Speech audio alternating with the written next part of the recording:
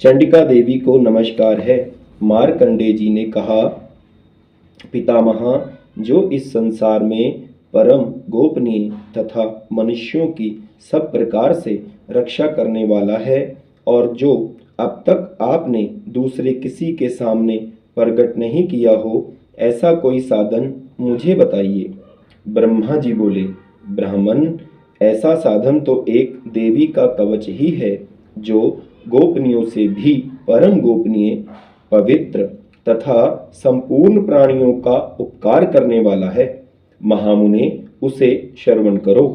देवी की 9 मूर्तियां हैं, जिन्हें नवदुर्गा के नाम से पुकारा जाता है। उनके पृथक पृथक नाम बतलाए जाते हैं। प्रथम नाम शैलपुत्री है, दूसरी मूर्ति का नाम ब्रह्मचारिणी है, तीसरा स्वरूप चंद्रघंटा के नाम से प्रसिद्ध है, चौथी मूर्ति को कुष्मांडा कहते हैं, पांचवी दुर्गा का नाम स्कंद माता है, देवी के छठे स्वरूप को कात्यायनी कहते हैं, सातवां कालरात्रि और आठवां स्वरूप महागौरी के नाम से प्रसिद्ध है, नौवीं दुर्गा का नाम सिद्धिदात्री है। यह सब नाम सर्वज्ञ महात्मा वेद भक्ताओं के द्वारा ही प्रतिपादित हुए हैं।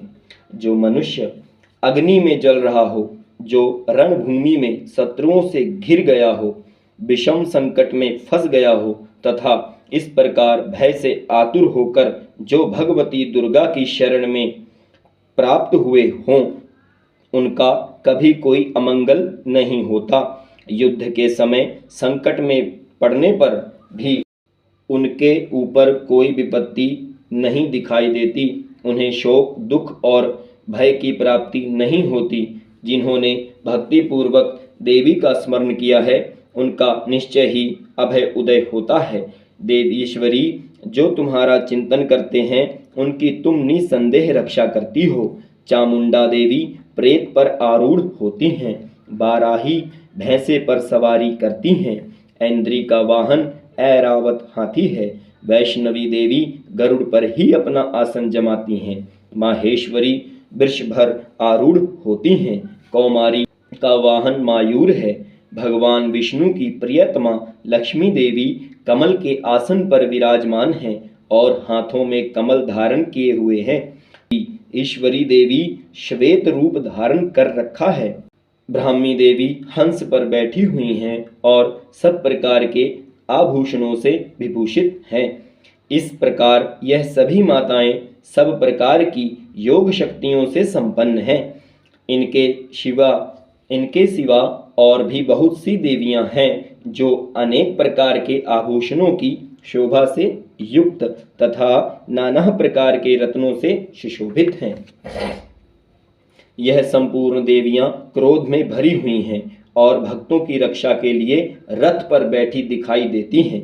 यह शंख, चक्र, गदा, शक्ति, हल और मूषल, खेटक और तोमार, परशु तथा पाश, कुंत और त्रिशूल एवं उत्तम खड्ग, धनुष आदि अस्त्र शस्त्र अपने हाथों में धारण करती हैं। दैत्यों के शरीर का नाश करना, भक्तों को अभयदान देना और देवताओं का कल्याण करना, यही इनके अस्त्र शस्त्र धारण करने का उद्देश्य है। कवच आरंभ करके पहले इस प्रकार प्रार्थना करनी चाहिए। महान रौद्र रूप, अत्यंत घोर पराक्रम, महान बल और महान उत्साह वाली देवी, तुम महान भय का नाश करने वाली हो, तुम्हें नमस्कार है। तुम्हारी ओर देखना भी कठिन है। शत्रुओं का भय बढ़ाने वाली जगदम्बिके, मेरी रक्षा करो। पूर्व दिशा में ऐन्द्री, इंद्र शक्ति मेरी रक्षा करें। अग्निकोण में अग्नि शक्ति, दक्षिण दिशा में वाराही तथा नेत्र कोण में खड्गधारिणी मेरी रक्षा करें। पश्चिम दिशा में वारुणी और व्याभ कोण में मृग पर सवारी करने वाली देवी मेरी रक्षा करें। उत्तर दिशा में कौमारी और ईशान कोण में शूलधारिणी देवी रक्षा करें। ब्रह्माणी, तुम ऊपर की ओर से मेरी रक्षा करो और वैष्णवी देवी नीचे की ओर से मेरी रक्षा करें। इसी प्रकार शव को अपना आसन बनाने वाली चामुंडा देवी दसों दिशाओं में मेरी रक्षा करें।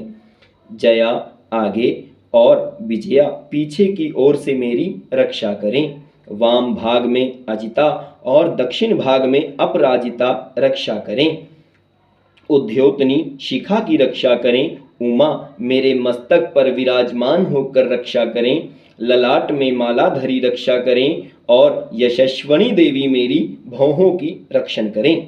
भौहों के मध्य भाग में त्रिनेत्रा और नाथनों की यमघंटा देवी रक्षा करें। दोनों नेत्रों के मध्य भाग में शंखनी और कानों में द्वारवासिनी रक्षा करें। कालिका देवी कपोलों की तथा भगवती शंकरी कानों के मूल भाग की रक्षा करें। नासिका में सुगंधा और ऊपर के होठों में चर्चिका देवी रक्षा करें। नीचे के होठ में अमृत कला तथा जिह्वा में सरस्वती रक्षा करें।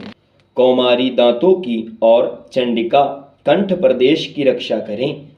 चित्र घंटा गले की घंटी की और महामाया तालुओं में रहकर रक्षा करें।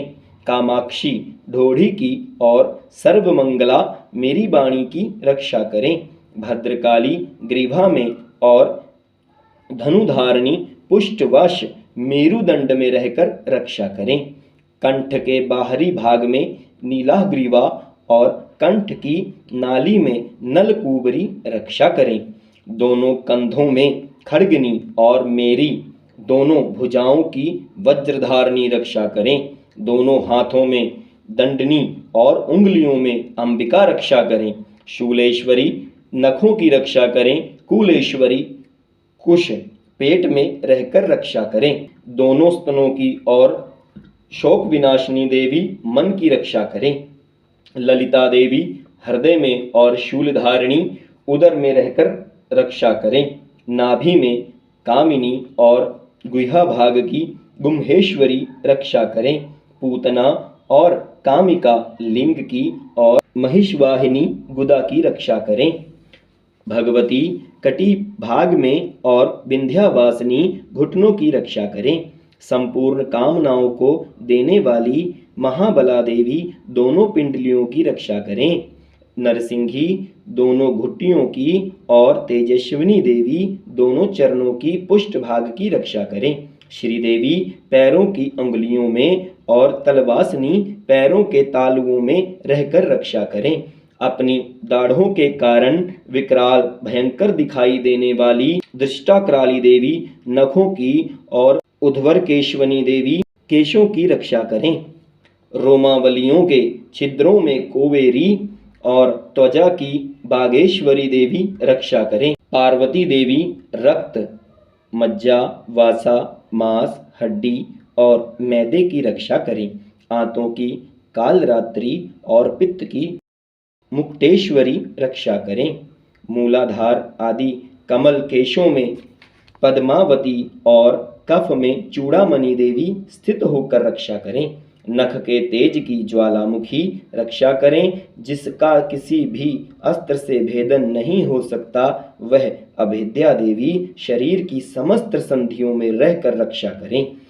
ब्रह्माणी आप मेरे वीर की रक्षा करें। छत्तेश्वरी छाया की तथा धर्मधारिणी देवी मेरे अहंकार मन और बुद्धि की रक्षा करें। हाथ में वज्र धारण करने वाली वज्रहस्ता देवी मेरे प्राण अपान व्यान उदान और समान वायु की रक्षा करें। कल्याण से शोभित होने वाली भगवती कल्याण शोभना मेरे प्राण की रक्षा करें। रस रूप गंध शब्द और स्पर्श इन विषयों का अनुभव कराते समय योगिनी देवी रक्षा करें तथा सतोगुण रजोगुण और तमोगुण की रक्षा सदा नारायणी देवी करें। वाराही आयु की रक्षा करें। वैष्णवी धर्म की रक्षा करें तथा चक्रणी चक्र धारण करने वाली देवी यश कीर्ति लक्ष्मी धन तथा विद्या की रक्षा करें। ऐन्द्राणी आप मेरे गोत्र की रक्षा करें। चंडिके तुम मेरे पशुओं की रक्षा करो। महालक्ष्मी पुत्रों की रक्षा करो और भैरवी पत्नी की रक्षा करें। मेरे पथ की सुपथा तथा मार्ग की क्षेम करी रक्षा करें। राजा के दरबार में महालक्ष्मी रक्षा करें तथा सब ओर से व्याप्त रहने वाली व्याप्ति देवी संपूर्ण भयों से मेरी रक्षा करें। देवी, जो स्थान कवच में नहीं कहा गया है अतएव रक्षा से रहित है, वह सब तुम्हारे द्वारा सुरक्षित हो, क्योंकि तुम विजयशालिनी और पाप नाशिनी हो। यदि अपने शरीर का भला चाहो तो मनुष्य बिना कवच के कहीं एक पग भी न जाए, कवच का पाठ करके ही यात्रा करे। कवच के द्वारा सब ओर से सुरक्षित मनुष्य जहाँ जहाँ भी जाता है वहाँ वहाँ उसे धन लाभ होता है। संपूर्ण कामनाओं की सिद्धि कराने वाली विजया की प्राप्ति होती है। वह जिस जिस अभिष्ट वस्तु का चिंतन करता है उसको निश्चय ही प्राप्त कर लेता है। वह पुरुष इस पृथ्वी पर तुलना रहित महान ऐश्वर्य का भागी होता है। कवच से सुरक्षित मनुष्य निर्भय हो जाता है, युद्ध में उसकी पराजय नहीं होती तथा वह तीनों लोकों में पूजनीय होता है। देवी का यह कवच देवताओं के लिए भी दुर्लभ है। जो प्रतिदिन नियम पूर्वक तीनों संध्याओं के समय श्रद्धा के साथ इसका पाठ करता है उसे देवी कला प्राप्त होती है तथा वह तीनों लोकों में कहीं भी पराजित नहीं होता। इतना ही नहीं, वह अपमृत्यु से रहित हो 100 से भी अधिक वर्षों तक जीवित रहता है। मकरी, चेचक और कोढ़ आदि उसकी संपूर्ण व्याधियां नष्ट हो जाती हैं। कनेर, भांग, अफीम, धतूरे आदि का स्थवर विष, सांप और बिच्छू आदि के काटने से चढ़ा हुआ जंगम विष तथा हाइफेन और तेल के संयोग से आदि से बनने वाला कृत्रिम विष, यह सभी प्रकार के विष दूर हो जाते हैं, उनका कोई असर नहीं होता। इस पृथ्वी पर मारण, मोहन आदि जितने भी अभिचारिक प्रयोग होते हैं तथा इस प्रकार के जितने मंत्र यंत्र होते हैं वह सब इस कवच को हृदय में धारण कर लेने पर उस मनुष्य को देखते ही नष्ट हो जाते हैं। यही नहीं, पृथ्वी पर विचरने वाले ग्राम देवता, आकाशचारी देव विशेष, जल के संबंध से प्रकट होने वाले गण, उपदेश मात्र से सिद्ध होने वाले निम्न कोटि के देवता, अपने जन्म के साथ प्रकट होने वाले देवता, कुल देवता, माला, कंठमाला आदि, डाकिनी, शाकनी, अंतरिक्ष में विचरने वाले अत्यंत बलवंती भयानक डाकिनियां, ग्रह, भूत, पिशाच, यक्ष, गंधर्व राक्षस, ब्रह्म राक्षस, बैताल, कुष्मांड और भैरव आदि अनिष्टकारक देवता भी हृदय में कवच धारण किए रहने पर उस मनुष्य को देखते ही भाग जाते हैं। कवचधारी मनुष्यों को राजा से सम्मान वृद्धि प्राप्त होती है।